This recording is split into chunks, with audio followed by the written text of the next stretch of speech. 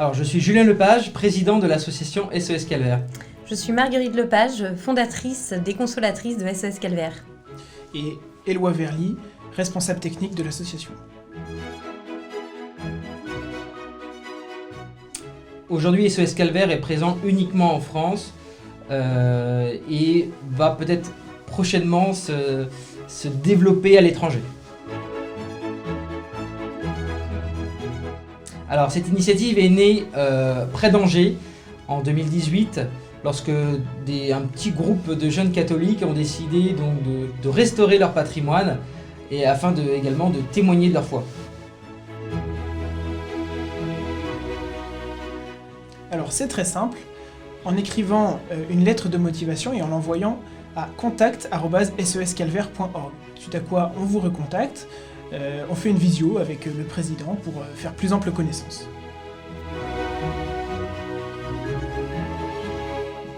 Alors il n'y a besoin d'aucune compétence particulière, uniquement votre enthousiasme, votre amour du patrimoine, et vous rejoignez l'antenne la plus proche via notre site. Il y a une carte et vous pouvez retrouver les antennes qui sont les plus proches de chez vous. Oui, effectivement, aujourd'hui les calvaires sont détenus soit par les mairies, soit par des particuliers. Donc avant de restaurer tout calvaire, il est important de demander l'autorisation à son propriétaire.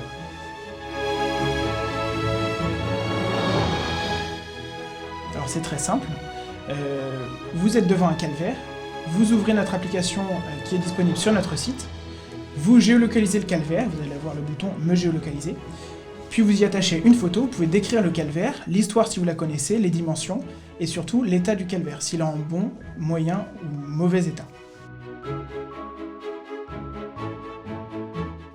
Alors à l'heure où on tourne cette vidéo, on a recensé 3149 calvaires dans toute la France. Alors on a d'autres domaines d'activité, nous vendons des croix à des particuliers, nous faisons également des formations dans les écoles et nous avons lancé également une branche des consolatrices pour la partie restauration de crucifix.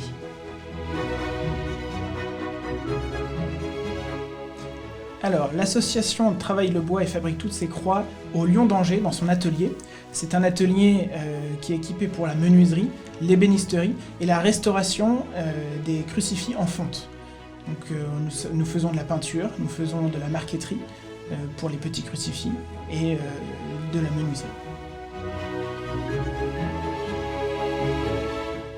Depuis le début de l'année, on a rénové à peu près 35 calvaires.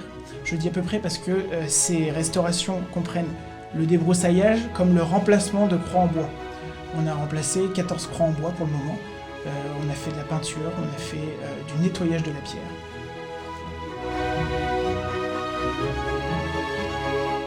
Nous resterons des calvaires en pierre, nous les nettoyons principalement.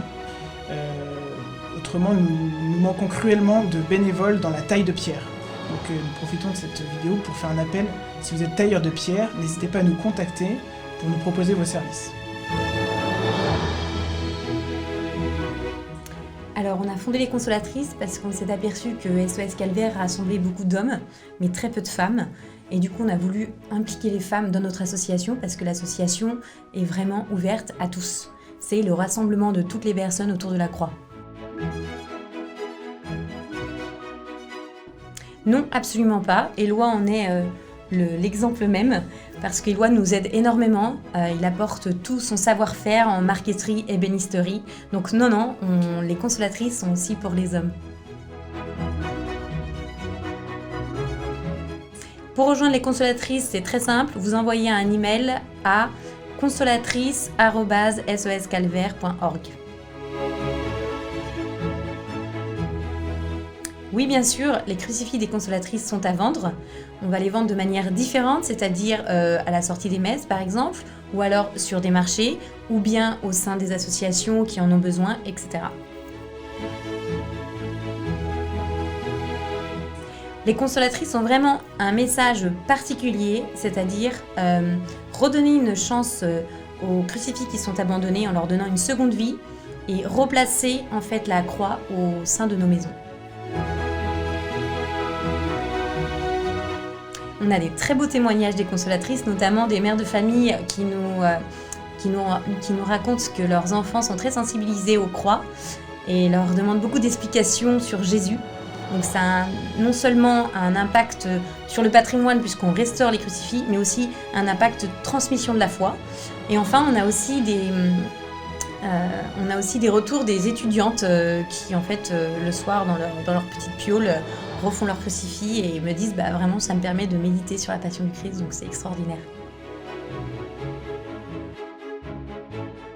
Alors des anecdotes, on en a tous les jours, des aventures, on en a tous les jours. Entre autres, je pourrais citer celle d'une famille nombreuse qui nous avait acheté une croix pour sa propriété, qui est venue de Camblin-l'Abbé, qui a fait donc 7 heures de route, qui est venu récupérer la croix. On a attaché la croix sur sa voiture et ils sont repartis dans la foulée avec la croix sanglée sur le toit de leur voiture. Il me semble d'ailleurs que le toit de la voiture a été complètement défoncé à la fin. Il m'a dit c'est son dernier voyage à la voiture.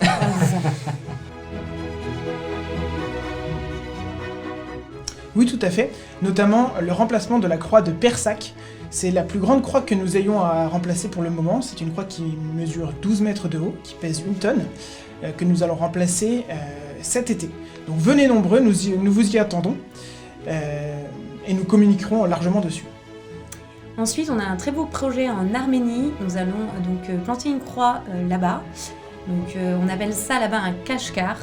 Et puis ensuite, on fera un petit peu l'humanitaire avec SOS Chrétiens d'Orient. Et la dernière nouveauté, c'est notre lancement de notre catalogue de croix à destination des particuliers qui souhaiteraient implanter une croix chez eux dans leur propriété.